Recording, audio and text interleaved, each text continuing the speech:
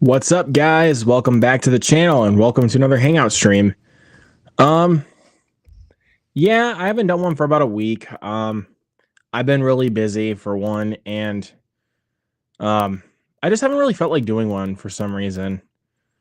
But mainly, I've been busy because work has just been taking out a lot of my energy, for one, and also I just wanted to take some time off of Hangouts.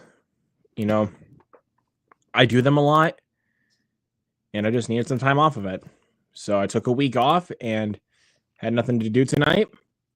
So let's just go ahead and hang out tonight. I sent the link to some friends if they are willing to join. We got Collector Movie Man in here already. What's up, man? Thank you for being here. I'm doing pretty good. Had a long day at work, but you know, I'm here with you guys, ready to hang out and just talk movies. I did see Bad Guys on Thursday, which I really enjoyed, and I saw Naked Gun yesterday, which I loved. I am still gonna release a double feature review, because I was actually gonna tell you guys I'm actually gonna do a double feature review for both Bad Guys 2 and The Naked Gun, just crammed into one video,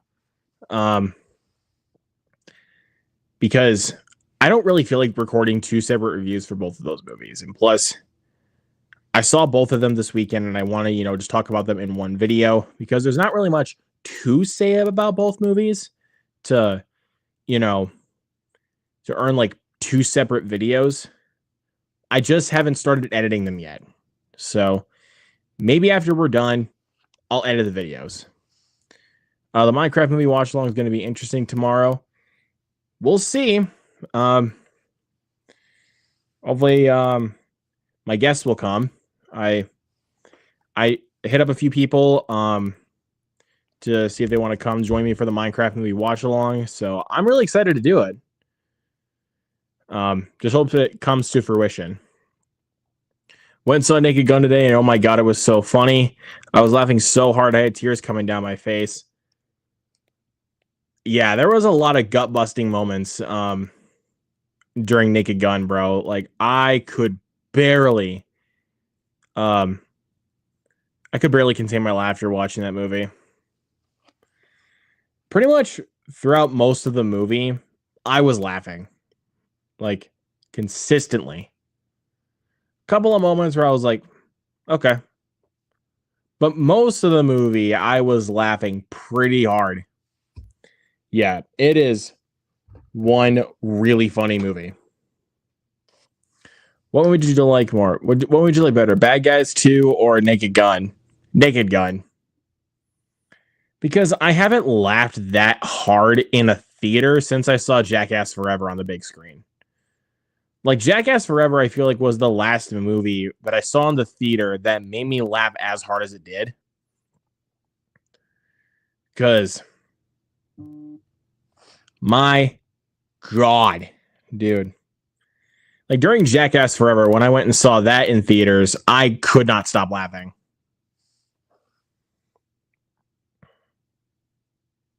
Favorite comedy movie? Let me actually go on my letterbox and double check that.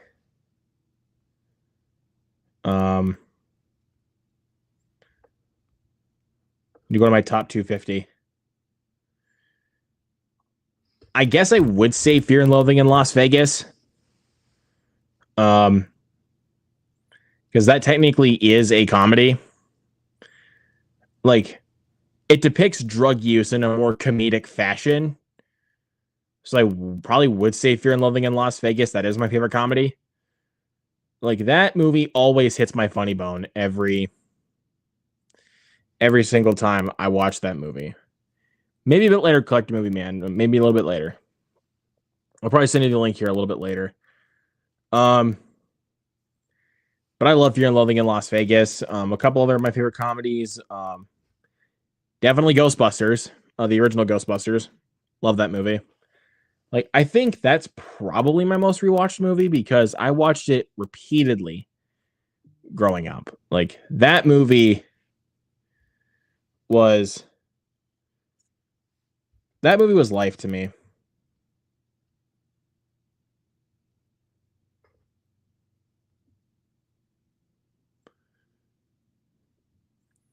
So I don't know. What's up, Grant? How you doing, man? Um, hey man, no big deal. Favorite comedies to toss up between Ace Ventura and Anchorman. Those are great movies. I'm trying to see what other ones. My Cousin Vinny. My Cousin Vinny is one of my favorite comedies. My God.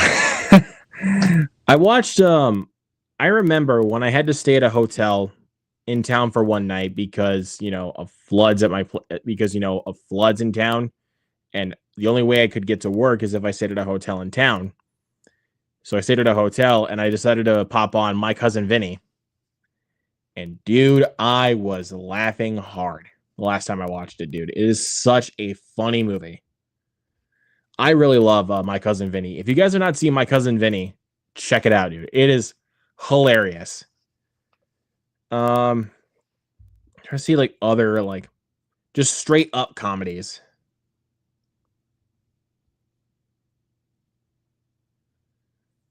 Say Beginners is another one with Ewan McGregor and Christopher Plummer. It's a good one. Sex Drive is one of my favorites. I think that movie's hilarious. Ferris Bueller's Day Off, Breakfast Club, of course. I Love You, Philip Morris with Jim Carrey and Ewan McGregor. Trying to think of other great movies. Wedding Crashers. Wedding Crashers is a good one. Collect Me, man. It's a really good one. Again, looking through, I'd say Hot Fuzz. Hot Fuzz is another one of my favorite comedies. It technically is an action comedy, but it kind of does classify more as a comedy because there is a lot of comedy in that movie. Clerks, like all three of them, honestly, all three of them are some of my favorite comedies. I mean, Mallrats is another one. I love Mallrats. The Wolf of Wall Street, of course. The Big Lebowski. Like, how can I forget The Big Lebowski? Nobody calls me Lebowski. You got the wrong guy. I'm the dude, man. Not on the rug, man. The Big Lebowski is great. I actually did a watch along of that movie, but on my buddy AJ's channel, AJ Reacts 2. If you guys are not subscribed to AJ Reacts 2, go subscribe to him. He's a great guy. Second favorite is Ace Ventura, and then after that, 40-Year-Old Virgin. I love 40-Year-Old Virgin. And then Dumb and Dumber. Dumb and Dumber is another great one. Trying to see some other great comedies.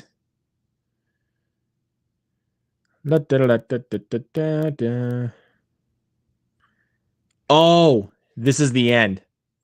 This Is the End is another one of my favorite comedies. Pineapple Express is another one. I love Pineapple Express. Knocked Up. Knocked Up is a good one. Step Brothers. I mean, who doesn't love Step Brothers? Do we just become best friends? Yep. Hey, man. Did you adjust my drum set?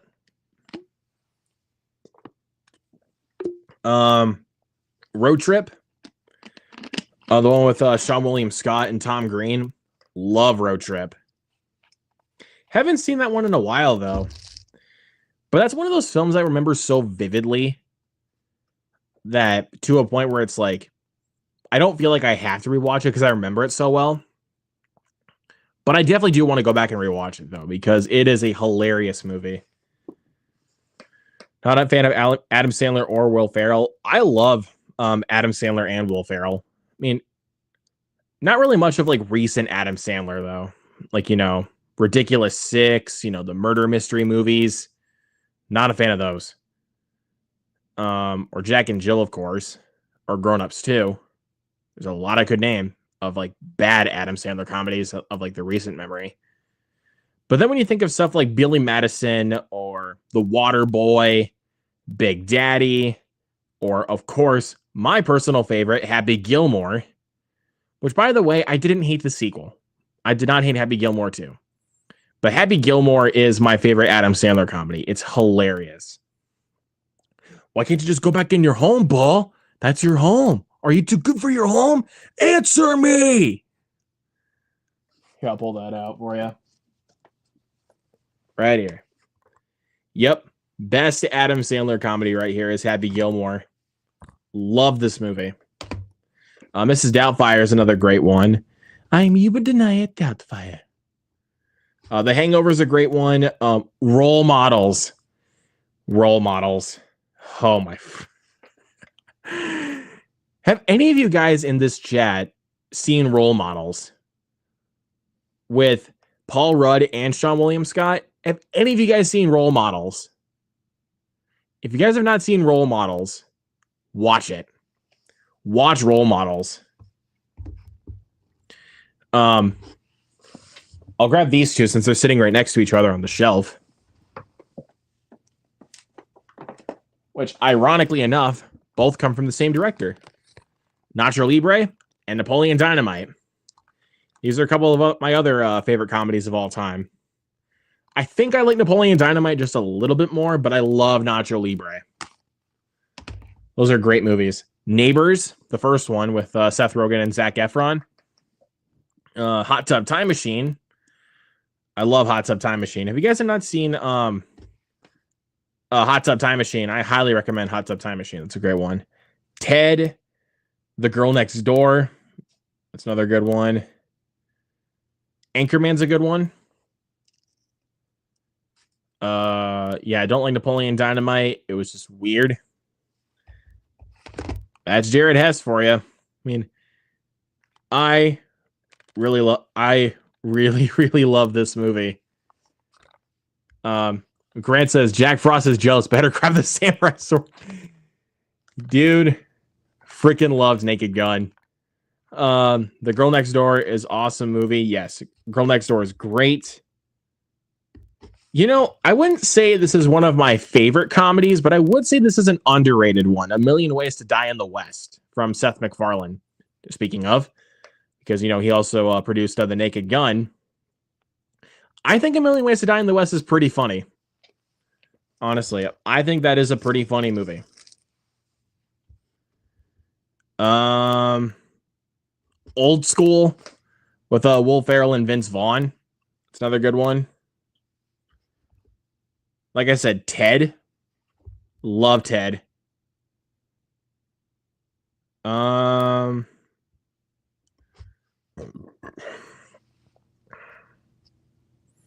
Here, I'm trying to see some other ones that'll pop. Super Troopers.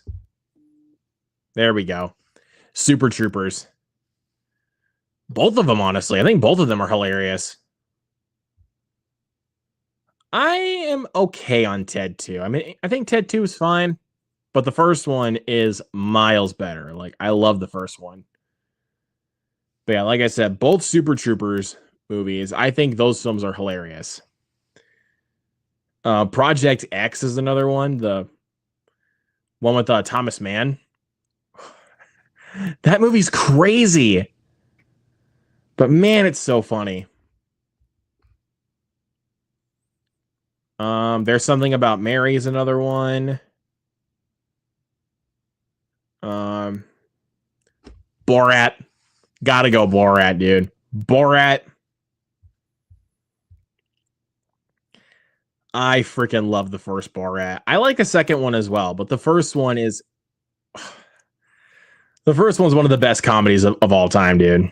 No question about it. Harold and Kumar Go to White Castle is a great one. Well, and also to speak on Harold and Kumar Escape from Guantanamo Bay and A Very Harold and Kumar Christmas. Those are all funny movies. Trying to see. Definitely Vacation, the first Vacation with Chevy Chase, and Christmas Vacation, of course. I would say mainly the first two American Pie movies. I think both of those films are hilarious. American Wedding is funny, mainly when it came to the dance-off scene with Stifler. Like the scene where they go to the club and Stifler does a dance off, but he doesn't realize that he's in a gay club. Oh, Jesus. Oh, Jesus. That movie. I don't know. It doesn't quite, work as a whole, because sometimes I think Stifler like cranks it up a bit too much. He's at like 15 in American Wedding. But it's fun enough, honestly. It's a fun enough sequel. It's not anywhere near as good as the first two, but it's a fun sequel. I did enjoy it. Meet the Parents. Meet the Parents is another one. I have nipples, Greg. Could you milk me? Freaking. Oh, man. It's a good one. See, what's another? I was trying to go back to the Farrelly Brothers because there's another couple of other great comedies from them besides Dumb and Dumber. Kingpin. I love Kingpin. Let's see, Stuck on You is a good one. That's honestly, I think their most underrated one is Stuck on You with Matt Damon and Greg Kinnear, where they're basically brothers that are stuck together. And I know that Blu-ray is very out of print. Paramount had announced A Quiet Place Part 3 released in July 2027. I did hear about that. Can't wait. Love the first two movies, and I really enjoyed Day One. How could I not go throughout a favorite comedies list and not mention 21 and 22 Jump Street? Oh, my God, dude. I can barely contain my laughter with both of those movies. But yeah, like I said, definitely The Hangover is another one. Superbad. Why did I forget Superbad? Love Superbad.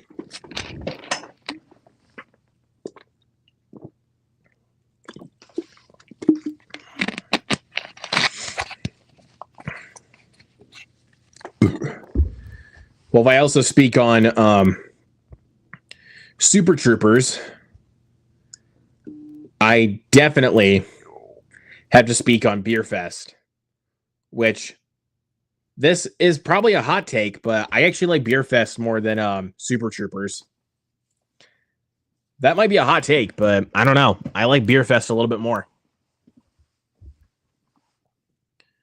Again, I'm just looking through like Letterboxd and like some other movies, like some other like comedy movies to help give more answers to you guys for like favorite comedies. Let me know some more of your favorite comedies in the comments, guys, if you're still watching. The original Naked Gun, absolutely. We'll speak on that. Airplane. Ethan's got a good one with Elf. I got another good one for you guys. Hot Rod. You guys got to check out Hot Rod if you haven't seen it. I would say the first two Scary movies. The first two movies. I really love the third one too. I love the third one. But if I were to speak on like favorites, definitely the first two. But more specifically, Scary Movie 2. I prefer the second one over the first one. I don't know if that's a hot take or not, but Ethan's got another really good one, Talladega Nights. Dear Lord, baby Jesus, we thank you for this lovely banquet of KFC and Taco Bell and the always ever so delicious Domino's pizza. Have to quote that moment every time someone brings up Talladega Nights. Another really good one, Black Sheep with Chris Farley. We'll just also speak on Chris Farley. Definitely, Tommy Boy. The scene distinctly that makes me crack up the most in Tommy Boy is when Chris Farley and David Spade, pull over to the side of the road because, there's police cars behind them about to pull them over. And basically to get them away, it's so funny. Like, bees. But they basically pretend that basically that there's bees around them so that way they could go.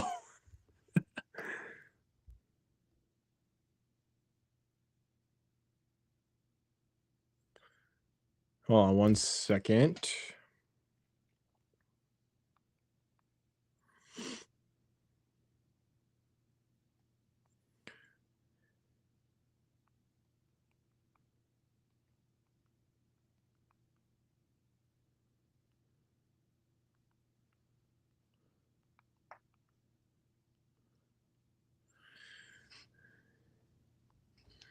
All right.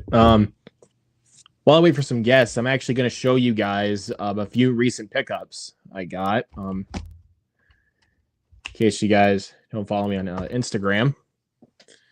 So these, actually, I'll show this like this first. These first two, I actually, whoop, I kind of spoiled it. Whoops. But actually, these first two, actually, I'll show these two. Show some recent pickups.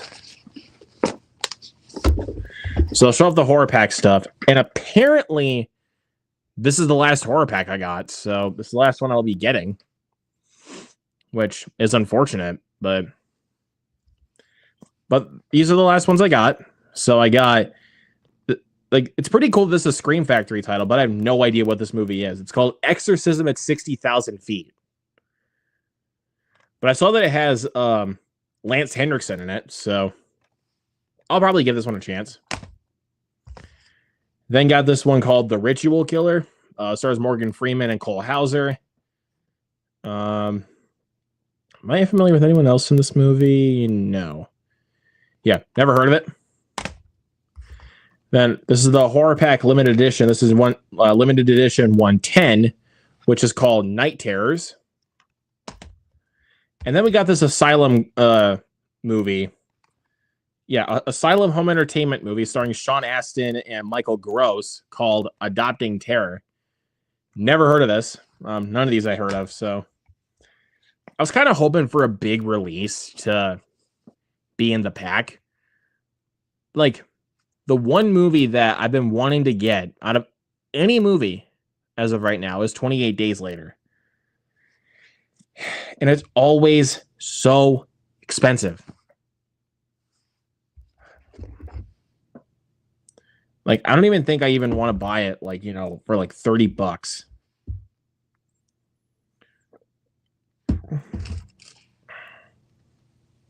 Like, I want it, but like, it's crazy how much it goes for online. But besides that,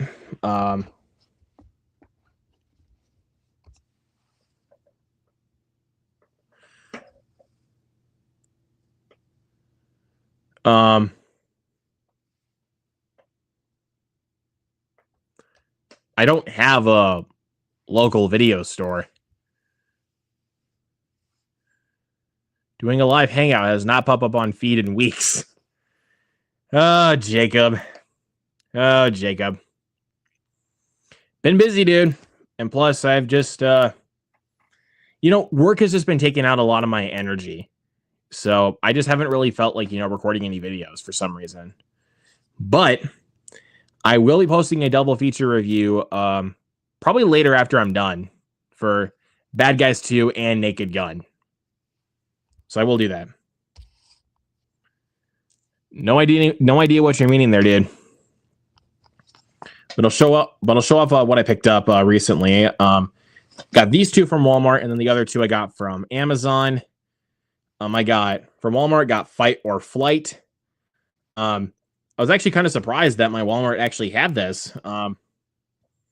But I really enjoyed this movie.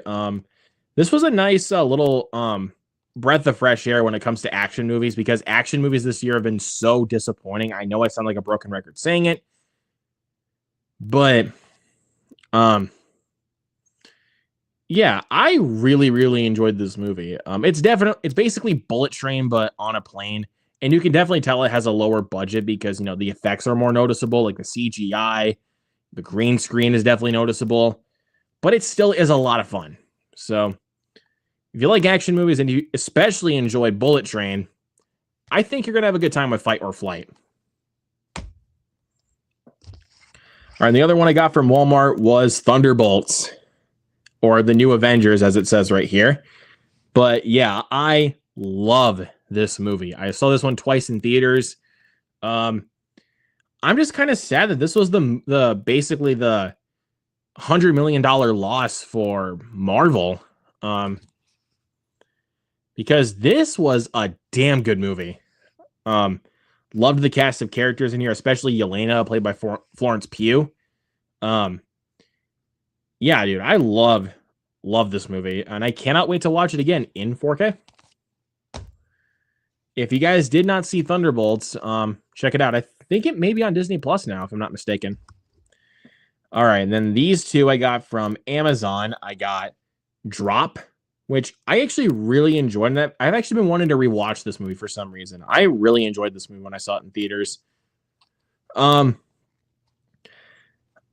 There is definitely issues with this movie. Like some of the logic and what they try to come up with as far as like, you know, like the rules of it don't really make a ton of sense. But, and also I think the one who was behind the airdrops, like the person, it's like a whodunit kind of movie. Like who's sending these drops to her? I actually was able to predict the person behind it, which is kind of unfortunate. It was actually, honestly, yeah, it was pretty freaking predictable. But I had a really good time with Drop. So yeah, I recommend this. What did I like about Thunderbolts? The characters, the fact that it actually dealt with anxiety and depression, like those types of subject matter. A lot of really solid humor, a lot of great action sequences, and it actually felt like a story that was more about the characters and not just about 25 different subplots going on at once. So, and then this last one that I also got from Amazon, you guys probably expected me to pick this up anyway, but I have it. The Phoenician Scheme. Yep, if you guys know me, with Wes Anderson, I loved this movie. And I'm sure this movie is going to look fantastic on 4K. I think this was actually, not counting like the upcoming Criterions, like for French Dispatch and Isle of Dogs, I think this was the first Wes Anderson film to actually get a 4K release. You don't really see that with a lot of Wes Anderson movies, but we got it with this one, and I think this is his best movie since The Grand Budapest Hotel. I loved this movie. You know, Wes Anderson's style of humor just that's my kind of humor. So, and I just love his, you know, just style in general. So, don't. But yeah, great movie. And I cannot wait to see what else Wes Anderson does with his next movie.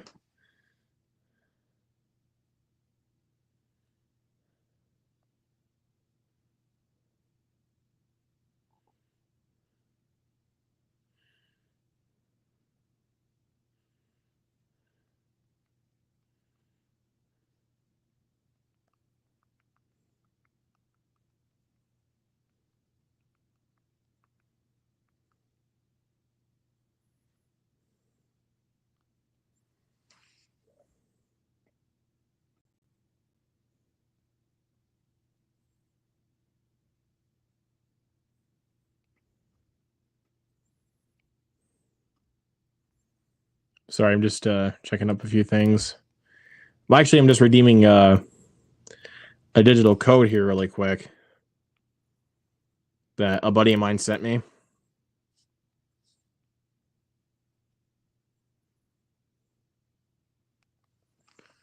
Okay.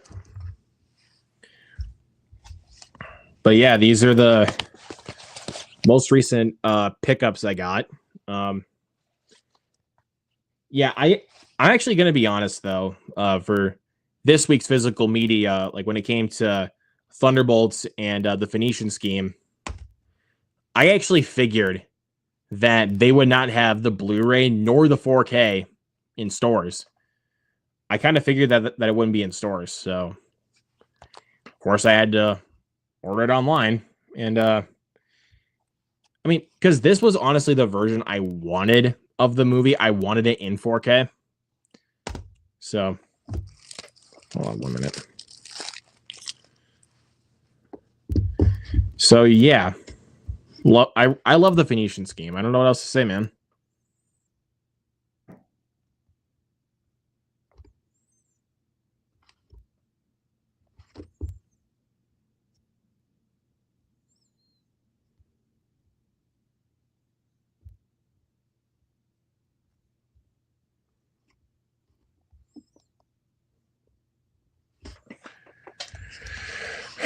So, yep. Still got to get some more. I gotta put these on the shelf. Well, no, I got spaces for Fight or Flight and Thunderbolts already. I just need to put these two drop in the Phoenician scheme on the shelf. Put that up there. Nope. There.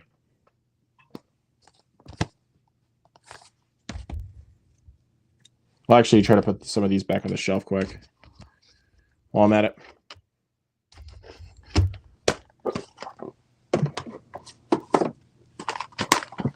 Put these back on there quick. Oh, there we go. I'll actually grab this back out.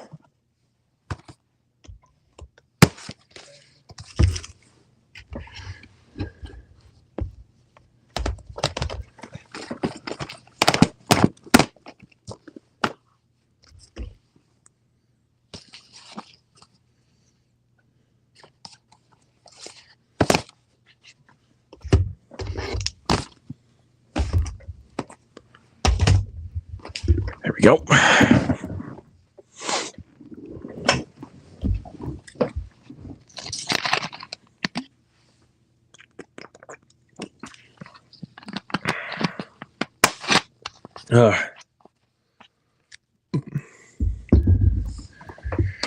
But yeah, man, it's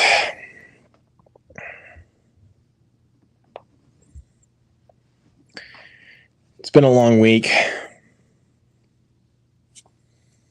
Like, I honestly kid you not when I tell you guys that it's been a long week. But one thing I'm excited about for next week, yeah, it's finally here. Zach Kreger's new film, Weapons. It's finally here this week. Dude, I cannot wait. Hey, it's all right, Joel. Thank you for showing up, though, man. But yeah, Weapons is out this week. I cannot freaking wait to see it.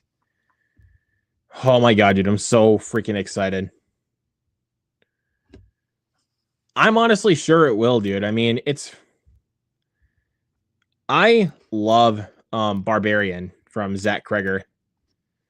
That is just such an incredible film. And it makes me very excited to see what else he can do in the future. I mean, especially with Weapons. And I've seen both trailers for the movie. They don't really spoil much, which is nice. Like, they're only like less than 2 minutes. And they really don't show much. So, like, that's what I think most movie trailers really should do, especially horror movies. Like, they really should not show that much. Like, they should copy, like, the marketing strategies for Barbarian and Weapons. Because they're not showing much. Because, you know, with Barbarian, like, Zach Kreger just took complete left turns on what you were expecting to happen. Like, you think it's going to go this way, or it's reversing the camera. So you think it's going to go this way, and then it just does a complete 180 on you. So that's something I really loved about Barbarian, is that I could not predict where things were going to go. Like, you think you can predict with where things are going to go, and then it happens a different way, and you're like, oh shit, it actually happened this way. So I really think that with Weapons, it's gonna happen. It's a 2-hour film, and I hope the story is worth investing in. I'm sure it will be. I mean, it's Zach Kreger. Like, Zach Kreger already proved himself with Barbarian. He honestly already proved himself with it, man. But I think, honestly, anything that he does, I will be seated. And the reviews for Weapons so far has been incredible. I think like about 100% right now on Rotten Tomatoes. Because when I did my live show with Michael, we actually did talk about the first reactions for Weapons, and yeah, they were very positive. They were like 100. It was like 100% on Rotten Tomatoes. So yeah, dude, cannot wait to see Weapons. And then we also got Freakier Friday this week, which I'm like, I can take or leave. The new trailer that I saw, I think it was in front of Lilo and Stitch, or was it Elio? I think I saw it in front of Elio, I want to say. And I was like, well, this is disappointing. Because it looks like a rehash of the first one with Lindsay Lohan and Jamie Lee Curtis. Like, it looks like the same plot. I'm just like, I don't care then. I'll still give it a chance, you know. I still want to see it and give it a fair chance. I just don't know, man. I don't know. But yeah, as far as films I want to go see a second time, as far as like, you know, between Fantastic Four and Naked Gun, I'm thinking about going to see the Naked Gun again because, dude, that was the funniest movie I've seen in theaters in a while. And yeah, dude. I haven't cracked up that hard in a movie theater in so long. So it was nice and refreshing to get a movie like The Naked Gun. And plus, it was at a perfect runtime of an hour and 25 minutes. Perfect runtime for a spoof comedy. Like, it's not overstaying its welcome whatsoever. Like, it's at the perfect runtime. And let me actually go over the trailers I got, because I actually got some good trailers in front of The Running Man. Or not The Running Man. The Naked Gun. What? Oh, why was I thinking Running Man? Because that was actually one of the trailers I got. Duh. That was the second trailer I got after the new Channing Tatum movie, Roof Man. Which, Roof Man actually looks pretty solid right there with Channing Tatum, Kirsten Dunst, and Peter Dinklage. That looks pretty fun, honestly. I'm excited for that. But The Running Man, cannot wait. That looks pretty fun. Mr. Drew in here. I'm excited for that. But The Running Man, cannot wait. That looks pretty fun. Mr. Drew in here. I'm excited for that. But The Running Man. Oh, there you are. That looks pretty fun. Mr. Drew in here. I'm excited for that. But The Running Man. The heck is going on there, dude? It's just echoing. How is it echoing? That's weird. Okay, now it's not. I think you're probably just like watching it on a different device or something. I think that's probably what the echo was. I don't know if it's just me.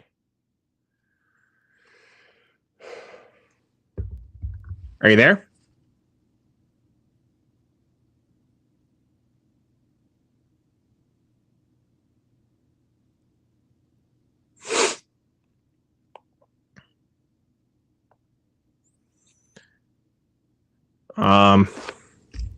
Okay, this is...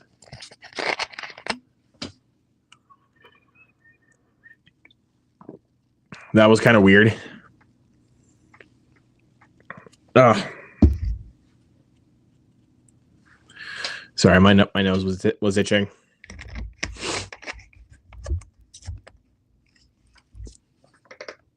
Okay. There you are, dude.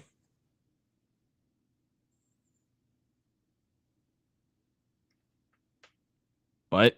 Are you there?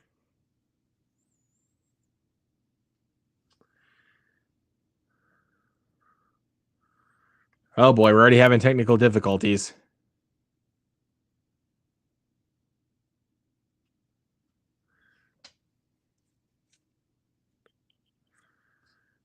Don't worry, guys. This happens all the time. Like, we always have technical difficulties.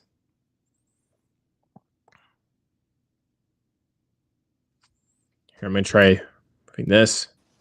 All right, let's try that. Hello? I'm going to try this. I can still hear the echo just a little bit.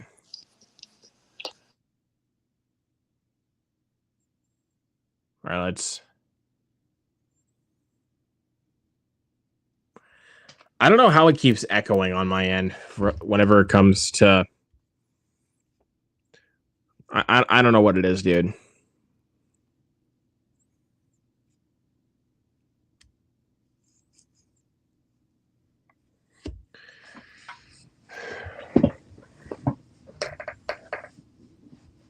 I don't know if it's just me. Ooh.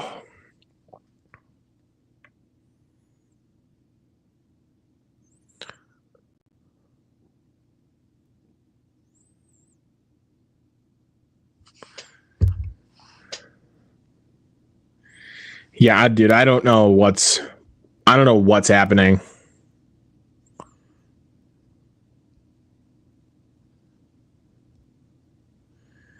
That never usually happens.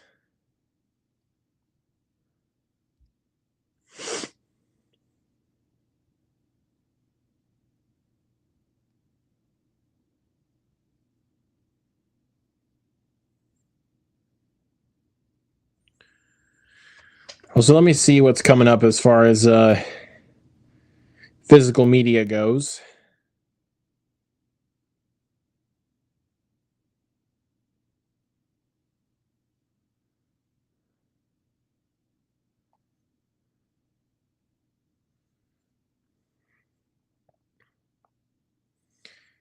Well, it looks like we got a official release date for when 28 years later is coming out physically. Okay. Let's try this again. Can you hear me? Yes. Much better. There we go. Much better. There we go. Got it all fixed up. But how's it going today, man? Going good. Always good to hear. Here, I'm gonna try to change my background here for just a second. Try to go for this. All right, there we go. I like that. For 28 days later. Trying to see if I was actually trying to look online the other day to see if I could find a good background involving the Bone Temple scene from 28 years later. Oh, that would have been really cool. Yeah, here, let me actually put like an overlay on here of the poster of 28 years later to kind of give you a little bit of context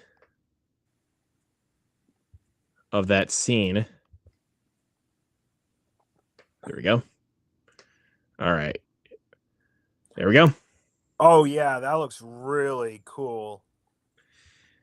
Wish the movie was a little bit better, though, because that was one of my most anticipated of the year. And, I mean, I was really mixed on it the first time, but I'm really growing to enjoy it more after the second watch. Oh, nice. You can't really form, like your full on opinion about that movie like after a first watch. Like, I think that one takes a couple of rewatches to like, because I think you really need to let that one specifically sink in a little bit. But it's good. It is good. Just not as good as I wanted it to be. Like, I was even hoping at one point that it would be better than 28 Days Later. But really, I know I kind of set myself up for too high expectations. Like I was like that excited for 28 years later because 28 days later is my favorite zombie movie and 28 weeks later is a great follow-up. But and the fact that it was Danny Boyle, the director of 28 Days Later, and Alex Garland, both him and Danny Boyle that wrote the original film, coming back to do 28 years later, that should have been amazing. But they do this like huge tonal shift in like the last like 5 minutes. And I was just like, you really did not just do that, did you? So yeah, that was unfortunate. But Sorry. Oh, sorry. Go ahead. no, you go ahead. Sorry. No, I'm sorry to hear that on the first watch you didn't love as much as you wanted to. I mean, I still have not even watched it. I think you should. I mean, have you seen 28 Days Later?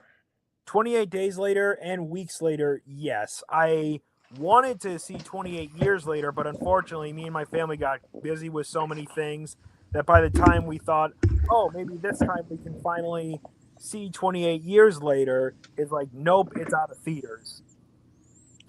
It should. I think I checked the release date for it for when it's coming out physically. It's coming out September 23rd. I did find that out, and I'm planning on like either waiting until the Blu-ray release or pre-ordering it so that way I can get a copy. I'm thinking about pre-ordering it, honestly. I'm thinking about it. Because I definitely do want to own it and watch it again. I still need to watch it because I remember seeing the previews thinking this looks really good. And I mean, in all fairness, when it comes to the cast, I mean, Jodie Comer is one of the best actresses of this generation, I would say.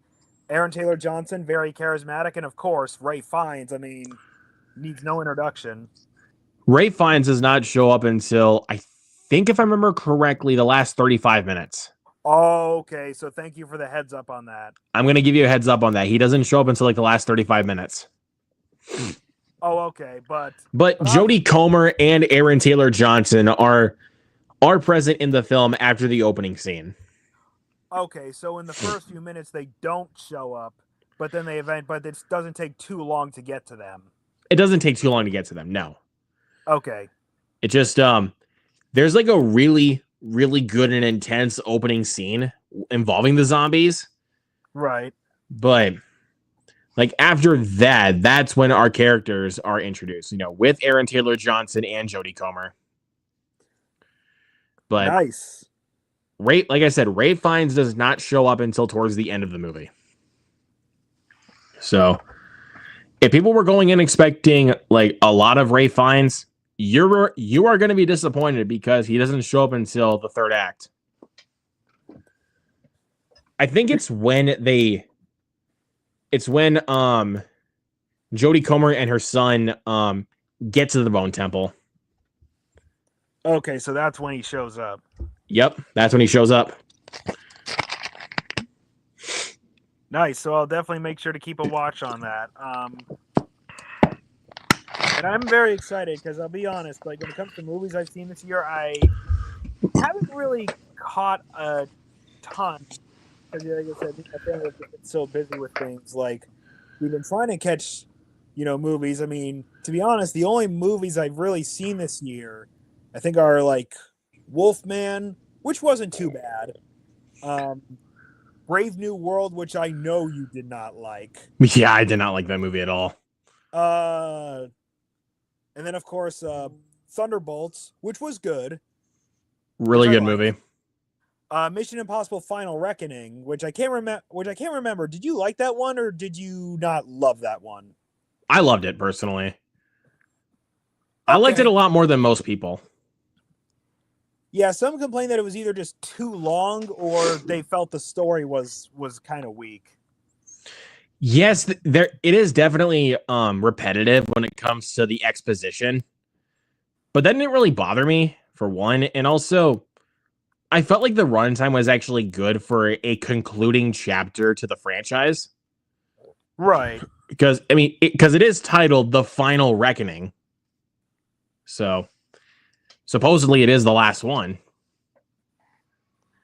Yeah, I think even if they do continue the franchise, I guarantee you Tom Cruise is not coming back. Yeah, I don't think he's gonna do another one. Like, I think it's probably the end for his character of Ethan Hunt, if I'm Right. thinking about it. But I don't really know if it's the end of the franchise, but it's definitely the end for Tom Cruise for sure. Oh yeah, it's definitely hit the end for him, which I think makes sense because he is getting old. He's in his 60s, but he keeps making movies like he's in his 20s. Which is incredible. Which is incredible that he does that. Like, dude, it's insane how he freaking hung off of that freaking biplane. In Rogue Nation.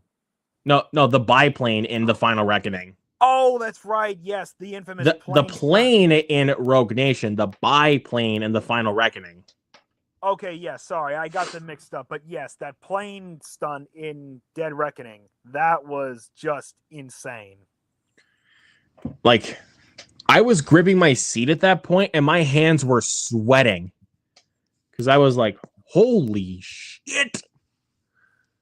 Like, I was like, dude, is he actually going to fall off? Like, what's going on? Because it's that intense. It was definitely intense. Yeah, I loved Final Reckoning as well. I mean, it's not my favorite, but I thought it was good. And then, actually, that reminds me. Speaking of movies, I finally got to see Sinners. Sinners, it's incredible, dude.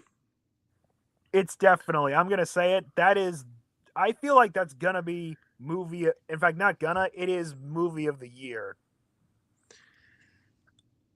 Oh, dude, it's so close for me. It's my second favorite right now. It's my second favorite of the year. Okay. Like, what would you say is your number one personally? The Life of Chuck. Oh, I actually still haven't seen that yet, but I was interested. I was interested, and I love Tom Hiddleston. Dude, that movie is just, it's one of those films that um it might jar some people that it is told backwards. Like, the film is told in a backwards order of the acts. So, Okay.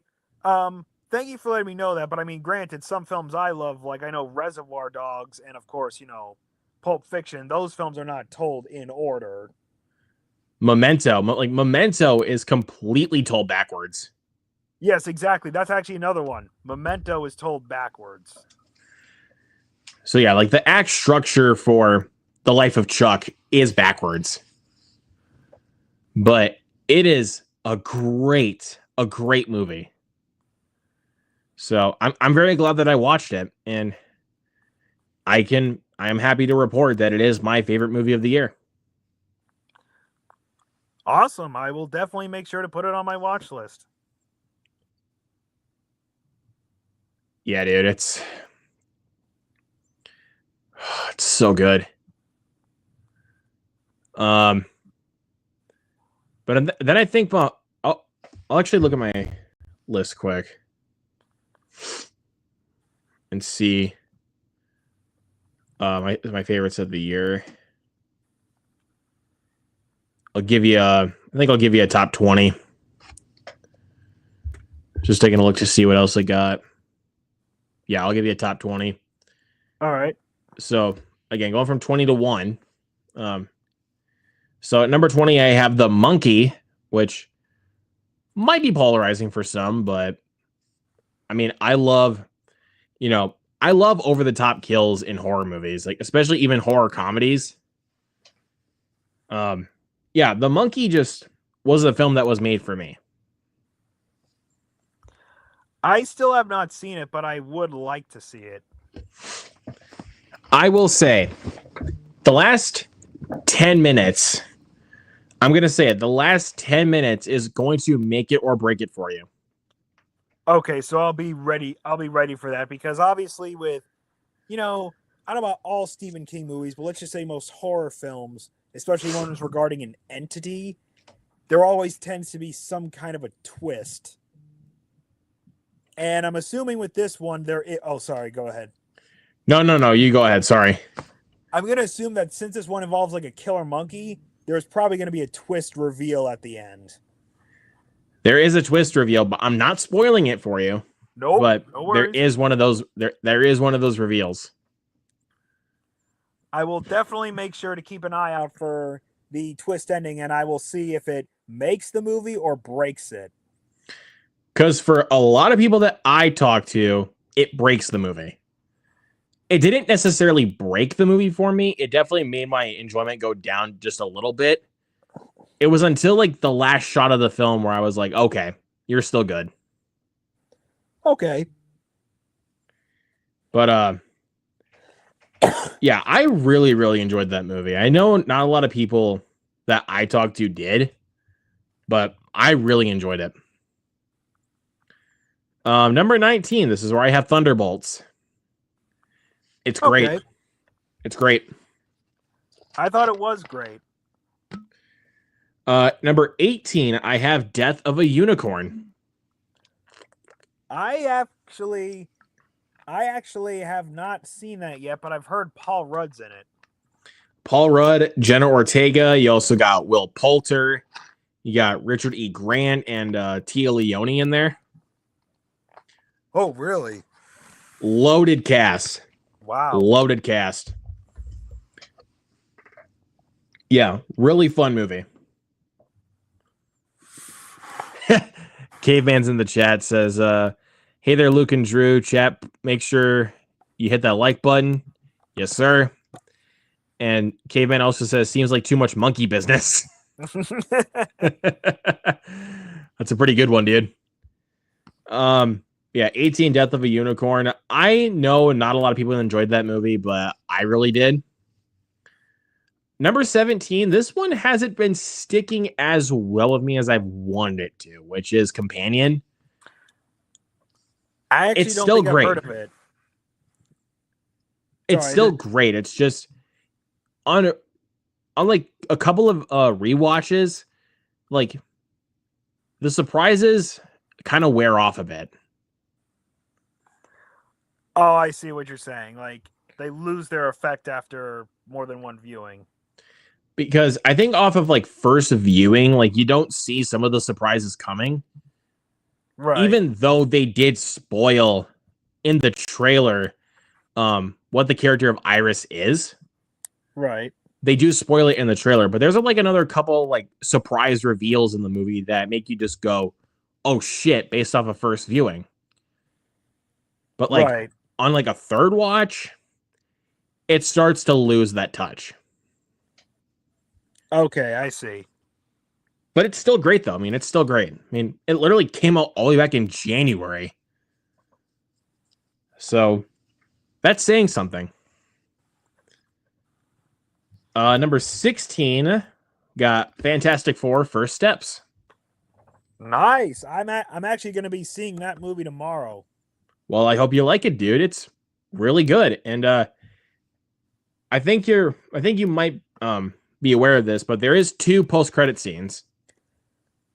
I have heard that one of them definitely is one worth staying for. Like one actually sets up like the next either Fantastic Four film or the next movie, but then one's kind of like just played off as a joke. The after credits is kind of played for laughs, but the first post-credit scene, the mid-credits, is the one you got to stay for.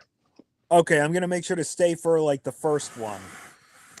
You can stay for the after credits, but the mid credit scene, you have to stay for that. Okay, I will make sure to do that. And I am very excited for this film because I've heard great things. You know, I've heard some people saying that, I mean, I know it's the first Phase 6 MCU movie, but some people have been saying out of all, like, say, the current Marvel films we've been getting, some said it's the best one in a while, or it might be the best one, even surpassing other ones like Guardians 3, No Way Home, Deadpool, Wolverine, or Thunderbolts is not really saying much, but they said, oh, it even surpasses other ones like Guardians 3 or Deadpool and Wolverine, unless it's not really fair since it's vastly different. Yeah, but it is honestly my favorite since and like after Endgame, I will say, is Fantastic Four. I think Fantastic Four is probably my favorite after like after Phase 4, I should say, actually. After Phase 4, Fantastic Four is my favorite. Nice. I'm definitely looking forward to this movie, and I also hear that they actually did Galactus very well as a villain. Yeah, they didn't make Galactus a cloud this go around. They actually made him like a giant villain. Exactly. Like, he's actually mostly upset. He's comic accurate, and I know we have differing opinions, which is fine. I will say this: while I enjoy Rise of the Silver Surfer despite its flaws, I will be honest. The way they did Galactus in that movie, that was horrible. That they did Galactus dirty, dude. Oh no, that I will agree with people on. Galactus was done dirty in that film, and I think this new movie will definitely be a huge, step up. 100%. It is a huge step up. Number 15, Final Destination Bloodlines. I saw that it's on HBO Max. Oh yeah, the Blu-rays actually. I saw that at Walmart. And I stuck with the Blu-ray. I didn't really feel like buying the 4K, mainly because I have the Blu-ray set of the first 5 movies, and plus, I actually like this cover better than the 4K anyway. That is a very cool cover. Let's see. I think it's going to do well because you don't have to know anything like the past 20 movies. I think Fantastic Four will do well, honestly, since you don't really have to watch any of the MCU movies before Fantastic Four, because it's literally Marvel's first family for one, and it feels like it's like, yeah, you don't really have to like know a thing about the MCU, and then you can just go into Fantastic Four. That's definitely refreshing. Very refreshing. Number 14, I have Novocaine. I don't think I've heard of that one. It's basically an action comedy where Jack Quaid plays as a guy who has the inability to feel physical pain. Oh, nice. That sounds interesting. Yeah, dude, it's definitely gory. I mean, it's like Rambo, or not as bad as, or not as severe as Rambo. it's not like as severe. I mean, it's an action comedy, but it's pretty damn brutal. I will definitely make sure to keep that in mind. I mean, granted, I don't mind extremely brutal violence unless it tends to go too far in movies. Like, I mean, I don't want to get too off topic, but like, I will definitely put this on my watch list. It is really fun, dude. Let's see another one here. By the way, I want to say what's up to Mr. Sol's Trenchcoat in the chat. Hope you're doing well, buddy. Number 13, I have the live action How to Train Your Dragon. Did you guys think I was going to say Snow White? Gotcha. Nope. Definitely How to Train Your Dragon. It's the best live action remake we've gotten this year, and one of the best ones we've gotten in a long time.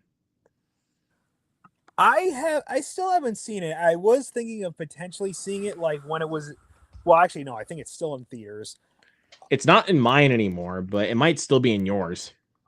Okay. I was thinking of seeing it. I just know that, like, I just don't think I ever actually got around to it. I mean, it did look, I will say this, even though people would say, it just looks like a shot for shot remake, it actually looked like a movie that was actually made with care, since it was, made by the same guy who did the animated version. And, it also has Gerard Butler playing his character from the animated version.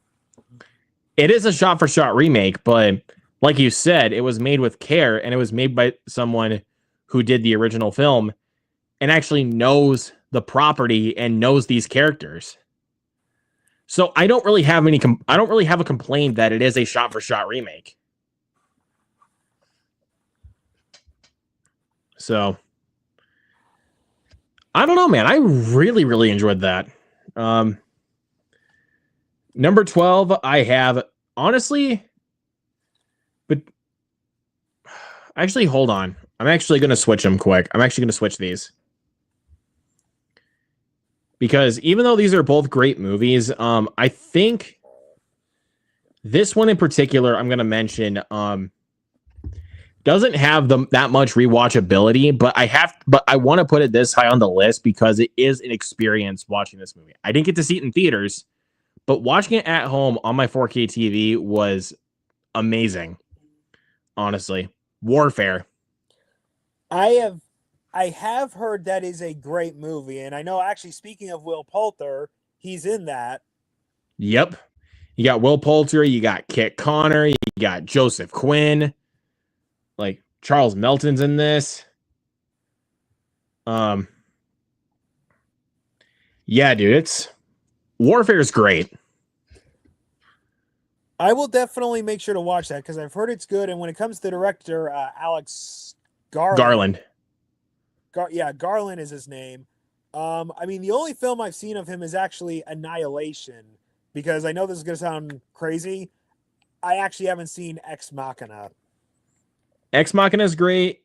And let's see. Annihilation's really, really great. I love Annihilation. Men, that one's kind of going down a bit as I'm thinking about it. It's not as good as I first watched it. But it's still but I still really enjoyed that. I heard but that Civil War was great. Unsettling. Sorry, what were you saying? Oh yeah. I agree with you. Men was pretty unsettling though, but it doesn't quite work on repeat viewings. Okay. The first watch was where it was at for me. Just on repeat viewings hasn't really held up as well for me, but it is really good. And then like I said, Civil War was great. I still need to see that because I hear that one was really good. It's really good, dude. Then number 11, speaking on A24, I have another movie that I don't know if I'll go back to it that often, but it still is a great movie, and I wanted to put it up this high on my list. Bring Her Back. I've actually heard of that one, and I heard that one's actually really good. Yes, it's great, but it is disturbing. It's disturbing, and it is a very sad movie. I will definitely make sure to watch it, and I'll keep in mind that it is going to be a very unsettling watch. It's from the same guys that made Talk to Me, so I've heard that film was creepy. That one kind of has a bit more of like a little bit more fun factor, even though it's kind of along the same lines as Bring Her Back, where it is definitely a sad movie, but kind of has that like kind of party vibe to it because they use this possessed hand as a party game, basically. But in Bring Her Back, it's just a really freaking sad movie. Wow. I'll definitely keep that in mind when I watch it. It's really good, dude. Number 10, I moved this one up because I think because I actually saw this in theaters, and the experience watching this in theaters was incredible. And like this was the movie this year that I would say you have to see in theaters. F1. I have definitely seen previews for that, and I hear that's kind of like becoming like, just to relate it, since it's by the same director, like since the same guy who did Top Gun Maverick, it's like, oh, when Maverick came out, that film, it became such a huge hit in terms of reviews and box office, where this F1 movie is like becoming that, where it's like getting amazing reviews as well as crushing at the box office. I'm glad F1 did well. I was hoping to go watch it again in theaters, but I didn't have a chance to. But damn, it was good.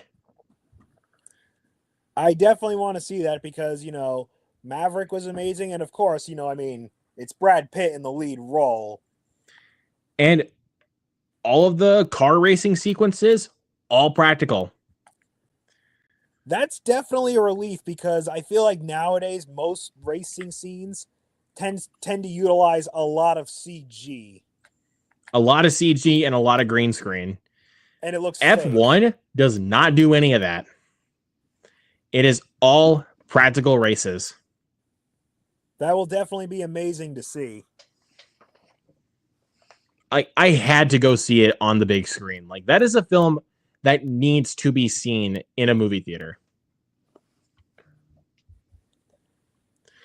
Number 9, I was just talking about this a little earlier since I picked it up, The Phoenician Scheme.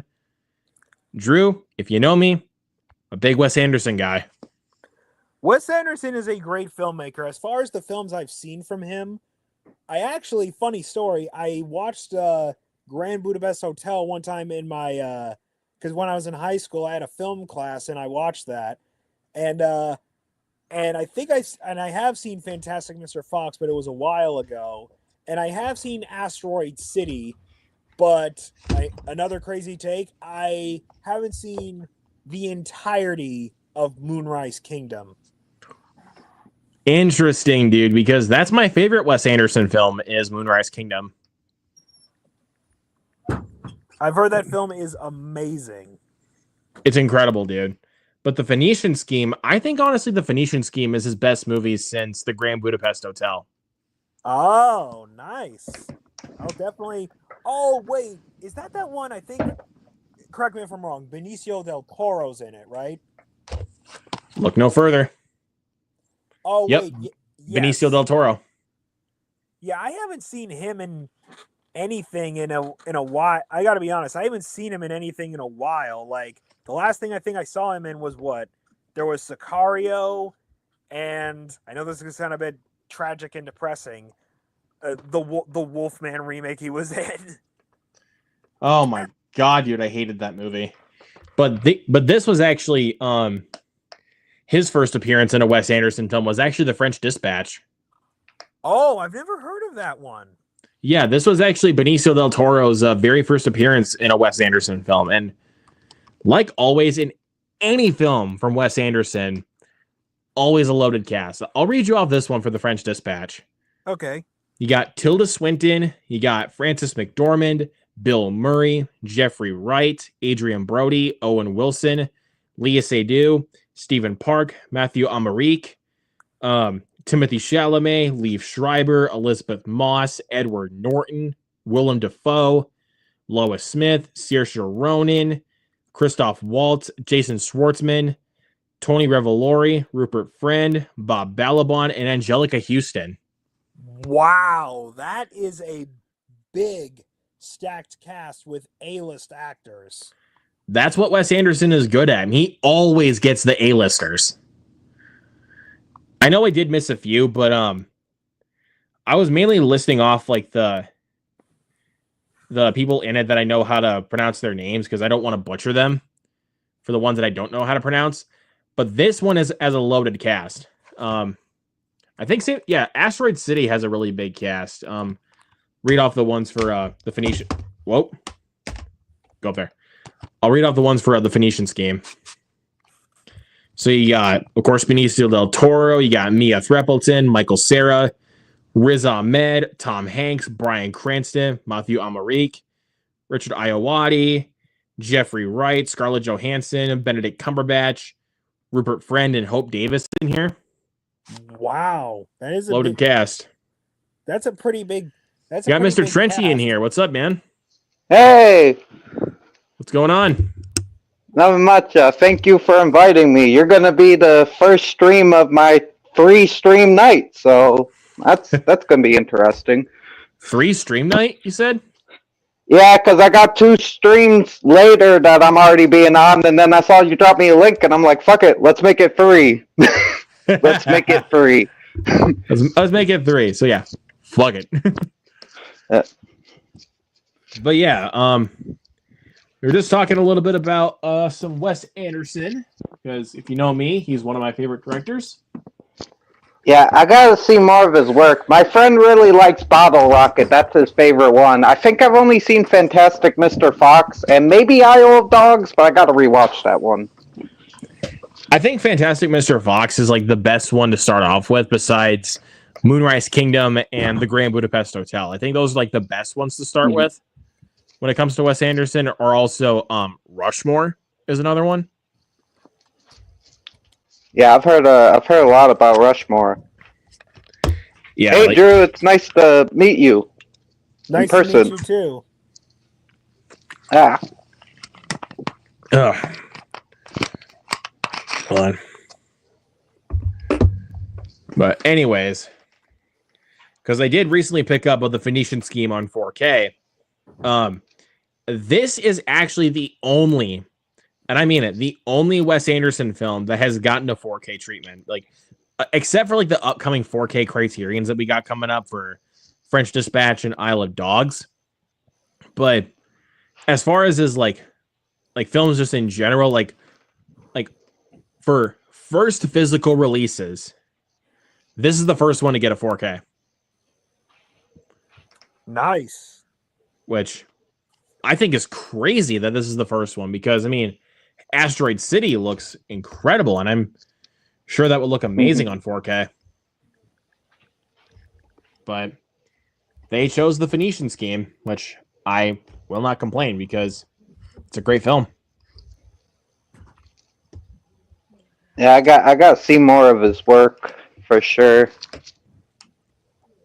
But anyways, I'll get back to the top 20 list so far. But Trenchy, in case you missed it, for the list, I've gotten up to number 9. So 20 is The Monkey, 19 Thunderbolts, 18 Death of a Unicorn, 17 Companion, 16 Fantastic Four, 15 Final Destination, 14 Novocaine, 13 How to Train Your Dragon, 12 Warfare, 11 Bring Her Back, 10 F1, and then 9 was the Phoenician Scheme. Oh, okay. For this year? Your top 20 of this year so far? Okay, cool. And then now we're on to 8 through 1. Number 8, The Naked Gun. Oh, shit, need that's to see out? that. I saw The Naked Gun last night, and it was freaking hilarious. I need to see that movie because I haven't seen 2 and 3, but I love the first one. And when I heard Liam Neeson was going to be in this, I'm like, oh, that's going to be something. He makes the movie what it is for sure, man. But yeah, The Naked Gun, dude, that by far the funniest movie I've seen this year. Number 7, I count this one as a 2025 movie because, you know, it came out more wide to the public in 2025, but technically got a limited release last year. Better Man. I've heard Oh, about yeah. that movie. That's the Monkey Man. The Robbie Williams biopic where he's basically played by a CGI monkey. As you do. Dude, it's really good, dude. It's really freaking good. I don't really have much else to say about it. It's great. Like, I talked about the film at nauseum before, so I kind of sound like a broken record, but it's damn good. Number 6 is where I have Mission Impossible: The Final Reckoning. Nice. That was I thought it was a great finale to the series, and it ended Ethan Hunt's story well. It definitely did. Like, and also the thing I loved most about it is that it actually felt like a concluding chapter and not, you know, hey, let's just set up more stuff and then, oh wait, yeah, we forgot. We're supposed to conclude the series. Like,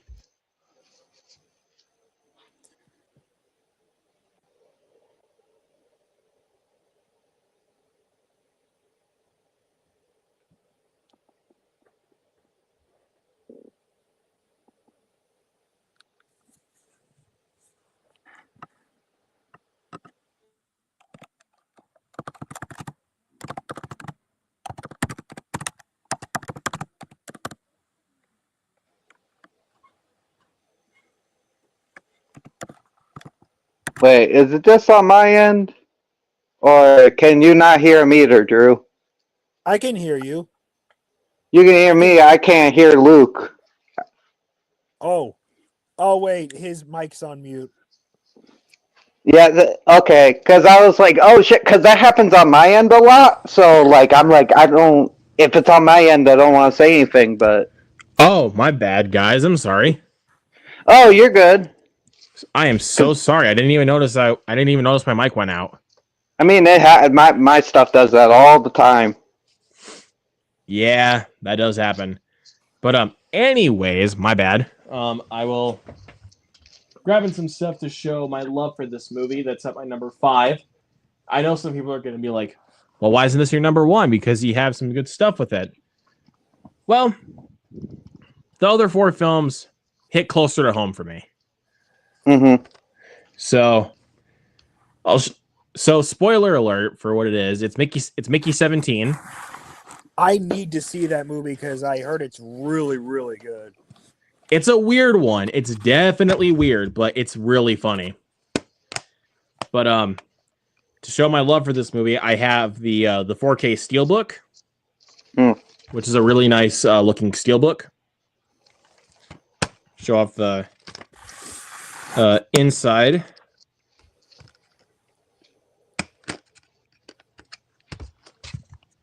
Here you go. That's really cool looking. Yeah, as soon as like the day after I saw this movie, Caveman, by the way, his channel is the Soulless Trenchcoat. Yeah, Soul Stretch Call. I come up with different names. Yeah. No, I'm not the Zabuma for a remake. That's a joke. It's a good joke, Mark. Yeah. I had to do a room joke for that one. Yeah, my friend made an AI picture of my friend Sasha, and we kept fucking with it, and we put a lemur on him, and we were like, we're gonna call this a Zaboom remake. Well, I decided to call it that.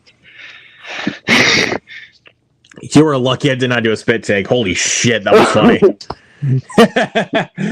Holy shit. But also, I bought the book that this movie's based on, which I still get to read. And also, I have the poster. Nice. Which I will hang up in the background here very soon because I do actually want to have this in my background for my videos. Because I love this poster, for one, and I love this movie. Yeah, shows you how much I love this movie. It's not my number 1, but let me actually hold on. I need to make sure my calculations are right. I've seen the movie 6 times. Oh shit. Yeah, I've heard of it. I am interested. I know one of my friends didn't like it, but I've heard a lot of other people liked it, so I'll give it a fair shot eventually. it is one weird movie. It is a weird movie, but it's really good though, man. It's really, really good. Hold on one sec. All right. Anyways, number 4. Yeah, I put this one in my top 5 because this one, hit me in the spot. Honestly, it hit me right in the heart. Materialist. I didn't see that. Dakota Johnson, Chris Evans, and Pedro Pascal. Wait a minute. That one actually, I think there was a time I was at the movie theater and there was a poster of like what looks like they were at a wedding, unless that's the wrong movie. Here, I'll pull it up for you. I've heard of. Oh yeah. Yeah, Soulless Trench Coat. Thanks, Caveman. Here you go, Caveman. But yeah, that is the one, Drew. Oh, thanks, guys. But yeah, Materialist was great, dude. I mean, I really loved the director's previous film, Past Lives. It was my favorite film that year. And I just think that Celine's song really does know how to tackle the subject of romance in a more realistic way, more than most romance movies do. So I don't know if it's just me, but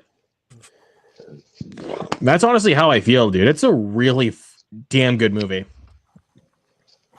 I'll give it a chance. I've heard a lot of negative things, but I don't know if I'm gonna get to that one right away. But it's on the list.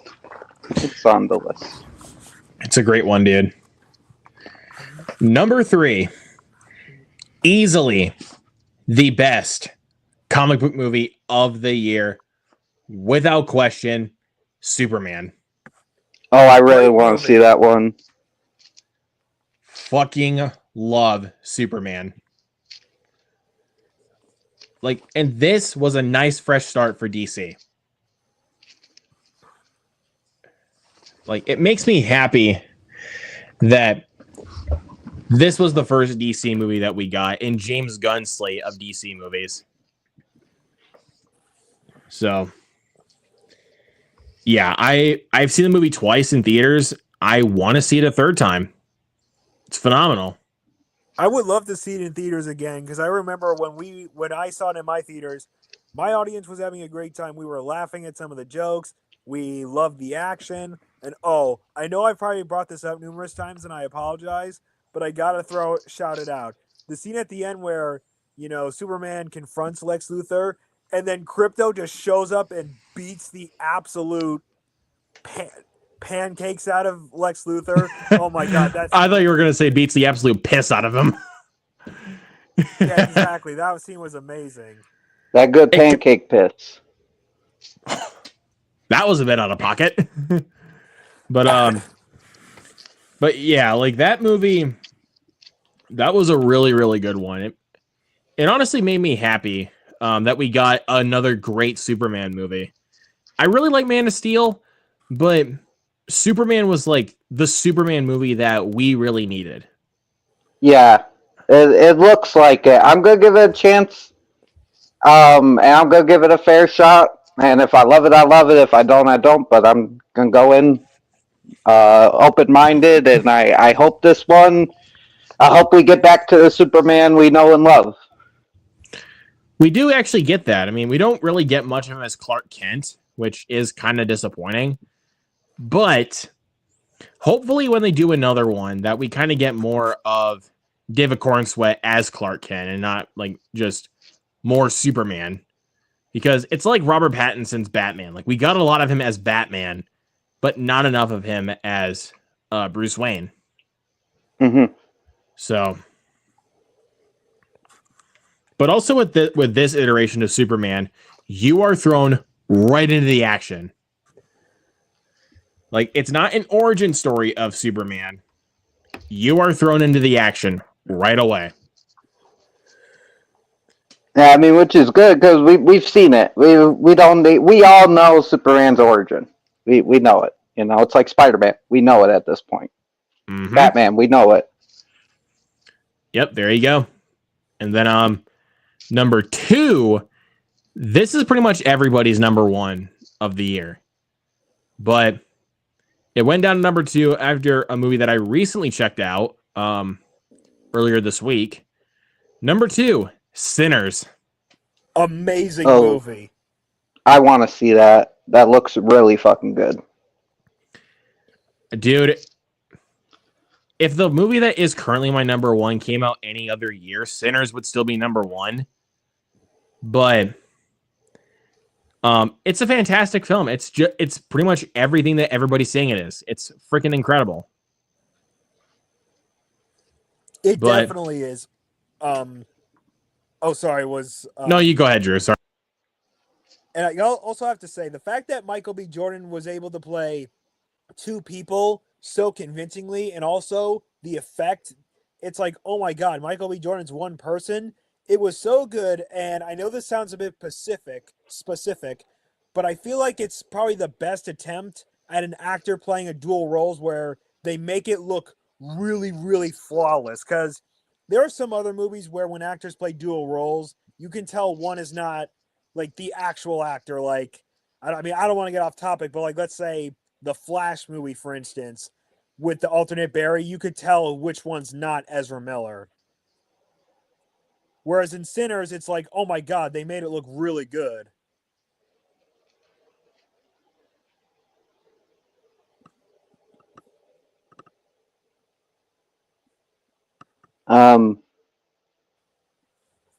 Is this on my end again?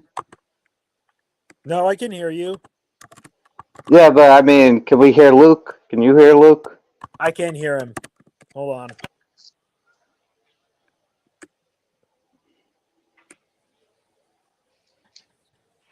Here we go. He's gonna get it. Mike went out again, apparently. Yay, we got it. But sorry, Luke, you were gonna say something about what I said. I was kind of piggybacking off of what you were trying to say because with Michael B. Jordan playing a dual role in Sinners, Robert Pattinson, same thing in Mickey 17 between Mickey 17 and Mickey 18. Oh yeah, right. I've heard that's another one where. Now, is that one where it's similar to Sinners where he played dual roles, but they made it look really convincing? Or are there some scenes where you could tell which one's not Robert Pattinson? They made it look really convincing. Okay, I'm definitely going to make sure to catch Mickey 17 and see how they do it. Like, it is really convincing that they both look look exactly like each other.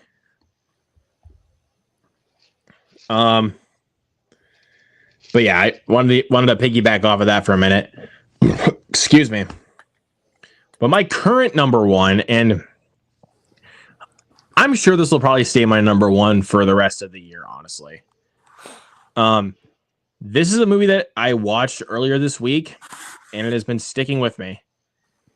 And it's one of those films that, despite the fact that it's told that the act structure is backwards, this is one of those films that will honestly make you feel good and will make you want to live your life to its fullest by the end. The Life of Chuck. I need to see that movie. Mike Flanagan is the freaking best. I don't really have much else to say. I mean, The Life of Chuck is honestly the movie I've needed in my life. Mm-hmm. Like, I don't know, man. Like I said, dude. Like, we know those films that we come around every single year where it's like, this is the movie that I needed this year. And The Life of Chuck is that movie for me. Like, this was the movie I needed. That's good. So that's why it's my number one and currently in competition for my favorite movie of the decade currently. Wow. Ooh, okay. It's that good. Like, I didn't mind that the act structure was backwards, honestly. I really did not mind that. I don't mind movies like that either. So, like, if you expect, like, Tom Hiddleston to be in the film the entire time, he's not. Because, like I said, the act structure is told backwards because it is the life of an ordinary man that starts out with Tom Hiddleston, then goes back to when he was younger. Oh, okay. I get what you're saying. So we start at the end and go to the birth. Okay. And go to the beginning, pretty much, of his life. Mm-hmm. Like, that's the kind of backwards act structure. It's not like The Curious Case of Benjamin Button where Chuck just ages backwards. Like, that's the thing that really throws me off about Benjamin Button is that Brad Pitt's character in that movie literally ages backwards. He's like an old man baby, right? I think I've he seen starts some out of as he basically starts out as an old man. It's just weird. Honestly, like, it's just fucking weird. I think I've seen that one a long time ago. I don't remember as much, but I gotta rewatch it because I gotta see Brad Pitt baby man at the end. If he turns into a baby. Oh, dude, that was some crazy. And what is the baby gonna die? Like that's a really crazy premise. That was something. It is a weird freaking movie. It's good for sure. I mean, it's David Fincher, but I don't know. Just the concept, of a guy aging backwards is a little weird for me. Like, it's still really good, like I said, but that concept is a bit out there for me. Like, we all have those kinds of movies where we watch them, like, it's one of where it's like one of those films that a lot of people praise, like, to no end. We watch them and we're like, I don't know if that's really for me. Like, I'll give you guys a few examples. Like, I'll give you one, like Audition. Oh, I like Audition. I liked it, but it wasn't really my cup of tea. I'll give you one director that is simply not for me. Lars von Trier. Oh, absolutely. Oh my! I watched Melancholia and The House That Jack Built, and I'm like, I'm good. Man, because I do not like either of those Jack movies. The House That Jack Built just came off as like a really weird kind of ripoff of Dexter, in my opinion. I didn't see that. I get what you're saying, and I get where you're coming from. I didn't see it like that, but I get what you're saying. I can see why you said that.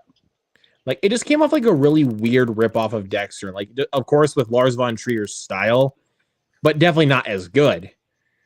But for the most part, I think the film is painfully fucking boring. And like Melancholia, I felt so conflicted after watching it, and the more and more I thought about it, it did not sit well with me. So I watched 2 films of Lars von Trier to see if he's really my cup of tea, and he's not. Mainly because of those 2 movies. I don't feel like I'm going to watch any more of his movies after that, because if those 2 films didn't work for me, I don't think any other film from him would really work for me. Well, go ahead, Drew. Oh, okay, sorry. I just want to make sure. Sorry, because I feel like lately I'm kind of cutting people off, so that's why I'm just being mindful. If you want to say something. But I'll let you go ahead, Drew. What were you going to say beforehand? Really quickly, I just want to say I have seen 2 Lars von Trier movies, and they were Nymphomaniac Volume 1 and 2. And I know what you're thinking. You're thinking, what? And it's out of all of those, you chose those ones. Yeah, I let me make this clear. I regret it entirely because at the time it's kind of like, since I didn't focus on everything, it's like I kind of didn't know what does that the nymphomaniac word even mean. But it's kind of like after seeing it and reading more, it's like the content was so gross that it made me have one reaction. But yeah, I certainly get that. Like we can name it can be pretty much all directors, but like we should name specific directors where it's like they're definitely an acquired taste. Like, definitely Lars von Trier is one of them. Gaspar Noé is definitely another one. The guy that directed Climax and Enter the Void. Those 2 films are very out there for sure, but they're great movies. All right, I'll make sure to check those out. Yeah, I gotta see them, and I gotta see Irreversible, but I'm building up to Irreversible because that's a really rough film, I hear. But I'd rather start with Climax than Irreversible. I'd say, yeah, definitely start with Climax for sure. Here's another one. I don't know if this one's really my cup of tea either, because even though I really enjoyed one film he did, I watched the other 2, and there's a couple other films I watched from him, and I'm like, this guy is really style over substance, and I'm not sure if I really like that all that much. Harmony Korine.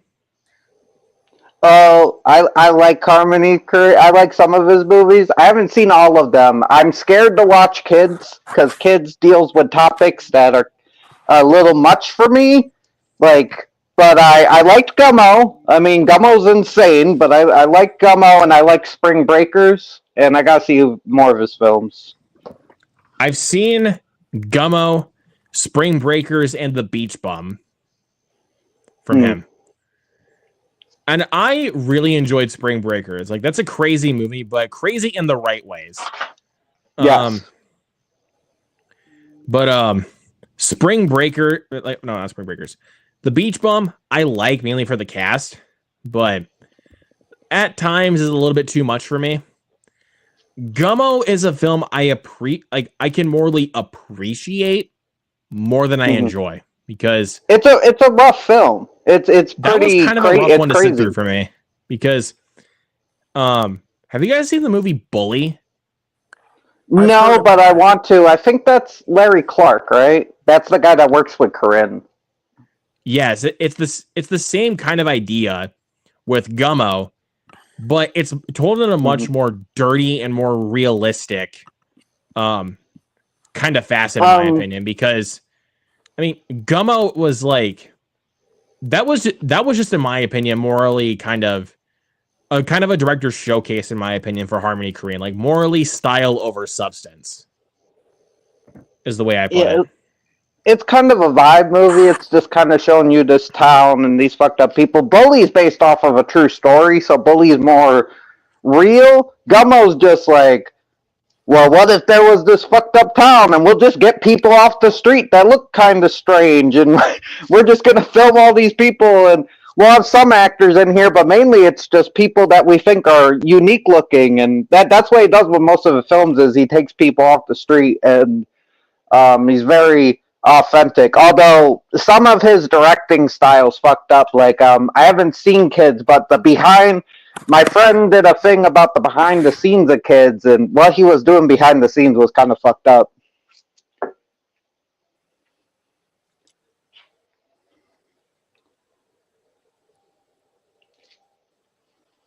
Oh, I think is Mike again.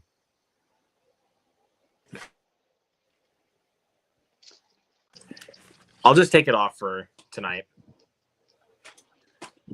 So, because so that way I don't have to experience any more interruptions with that.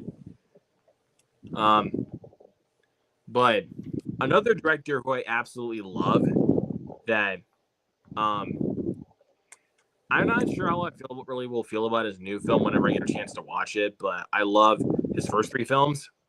Ari Aster.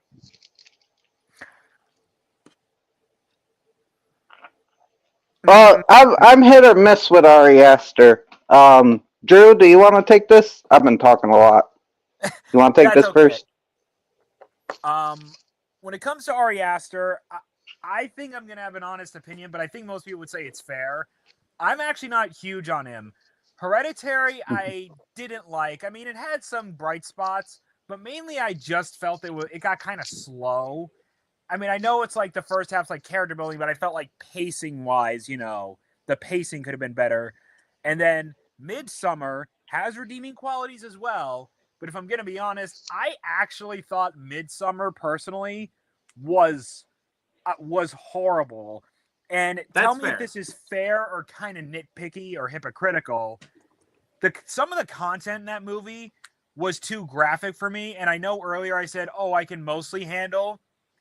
I feel like there's a limit. Midsommar has gross out stuff in it where I'm like, okay, did you need to show us that? I get that. I definitely get that. I mean, Beau is Afraid has a lot of the same things where it's like, did they really need to show us that? But I didn't mind that really with Beau is Afraid, because it's a movie that, if you know what it really is going into it, it's basically an Ari Aster kind of fever dream. Then you might get some enjoyment out of it, because it is one strange and fucked up movie. But I love it for those reasons. Because I think he's 3 for 3 so far, at least for me, because I have not seen his newest film, Eddington, which I have heard very mixed things about. But I would say I've heard morally negative on Eddington. Yeah. with Ari Aster, it's hit or miss. I haven't seen Midsommar, but I've seen Beau's Afraid and I've seen Hereditary, and I like Hereditary enough.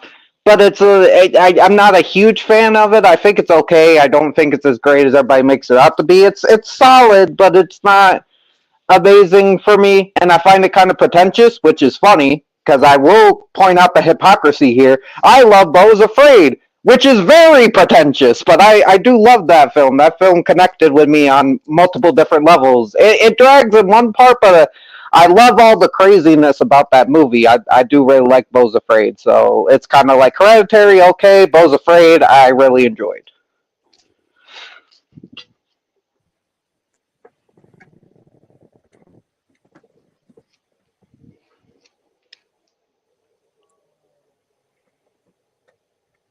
Oh shit. Oh, not again. I guess we took out Drew. You're the captain now. You were here first. You're the captain. All right, I'm the captain now. You hear that, everyone? I'm taking over Luke's stream. Yeah, I see what you mean. And speaking of what you just said, oh no. But speaking of what you just said about Hereditary, when people said it was like amazing, like some people were even saying best movie of 2018, even over films like what Infinity War, Star is Born, and Mission Impossible Fallout, and I'm like, no, those three films were far better, at least in my opinion. I get that, man. But I'll list a few more for that. Again, as far as like directors that are definitely an acquired taste. I mean, Wes Anderson, that's pretty obvious. Let me see. I'm trying to think of like other really good ones. I think I would say Guillermo del Toro. Great choice. If I'm thinking of like his films like The Devil's Backbone or Pan's Labyrinth or The Shape of Water, like those are the types of films that are definitely an acquired taste, like for Guillermo del Toro. Yeah, I would say Del Toro for sure with some of his stuff. Like what else? Crimson Peak is a pretty strange one. Chronos, his first movie. I mean, I love Guillermo del Toro. Hellboy 1 and 2 are awesome. I think those are the first one. I love the first one, honestly, but I think my favorite of Del Toro's is honestly The Devil's Backbone. I gotta see that. That's one that was released on Criterion. But It's, also, I know it's Spanish. I was gonna say, speaking of Criterion and Guillermo del Toro, I'll grab this. Yeah, where's that? Here it is. For Pan's Labyrinth and The Shape of Water. Whoa, that's a cool looking cover. Yeah, it's a good movie. It's not my. I think honestly, out of all the films I've seen from Del Toro, this is honestly my least favorite, but it is good. It is good. Let's see what other directors. I think I'm gonna be honest. I think I would say Jane Schoenbrunn, the director that made We're All Going to the World's Fair and one of my favorites from last year, I Saw the TV Glow. Oh yeah, I gotta see those. I heard I Saw TV Glow is great. I gotta see that. I mean, look at this image that's on the cover. Look at that. Yeah, that's something. That is crazy. Like, can you actually see that kind of image in the movie? Jeez. It's got some really creepy imagery in there, though. It's really freaking good. I think I would say Sean Baker. Sean Baker's another good one. That's kind of more of a more acquired taste. if you guys don't know who Sean Baker is, which Oh, how come? love Sean Baker. Sean Baker don't miss. Honora. I haven't seen Honora yet, but Florida Project for me is a masterpiece. Tangerine I really liked, and Red Rocket I was not so hot on at first, but I think on a rewatch I would like that one as well. I think I freaking loved Honora. That was, I think before I rewatched Nosferatu, that was at first my favorite movie of the year. I mean, Honora's fantastic. The Florida Project, incredible. I enjoyed Tangerine. Red Rocket, I liked it first, but rewatch wise, hasn't really been hitting with me. As far as a couple other movies that he did, like Takeout, I think that was one of his first movies. Takeout, really good movie, really good movie. And then Prince of Broadway, which is one that I watched recently for the first time, another really good one. Yeah, I gotta see those. I'm sorry, guys, I gotta go, but this was great, and I definitely would love to do this again. It was nice meeting you, Drew, and Luke. Thanks for having me on your stream. And no problem, man. Thank you for coming. Oh yeah, no. Anytime I'm free, man, it's always fun hanging out with you, and it's fun. You let the weirdo on the stream, and I appreciate that, so I can bring it to hell. So yeah. I was pretty good this time, but yeah, no, you guys have a good stream. Stay frosty. See you later, man. Bye. Bye. Okay. See, there's another good director for an acquired taste. I would definitely say Robert Eggers for sure. He's a great filmmaker. I mean, he's 4 for 4 in my book.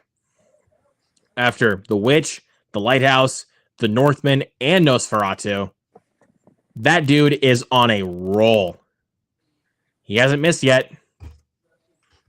Yeah, no, he's a great filmmaker, and I agree. Nosferatu, like, that film was amazing. Like, it was very well shot, and it gave me like chills. Like Bill Skarsgård as Count Orloff.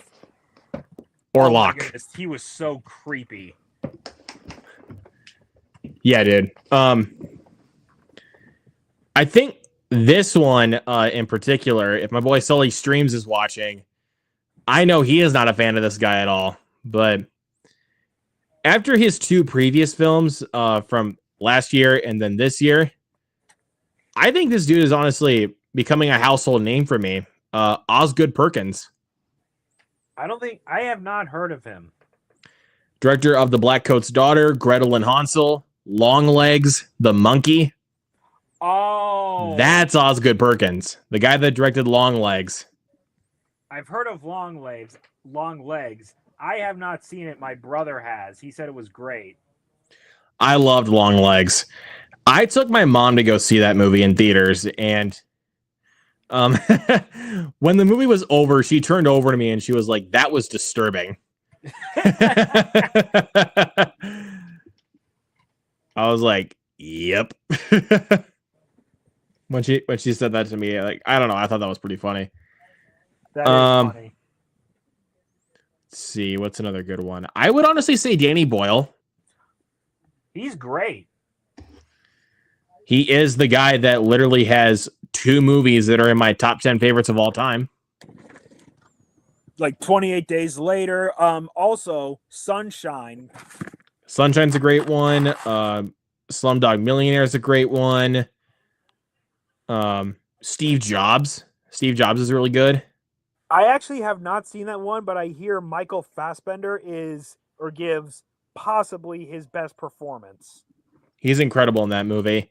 127 Hours with James Franco. It's a great one. That one was great. And here's something controversial. A lot of people said that the arm scene was actually like hard to watch.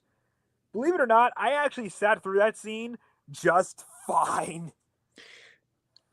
That's kind of crazy, dude, because yikes.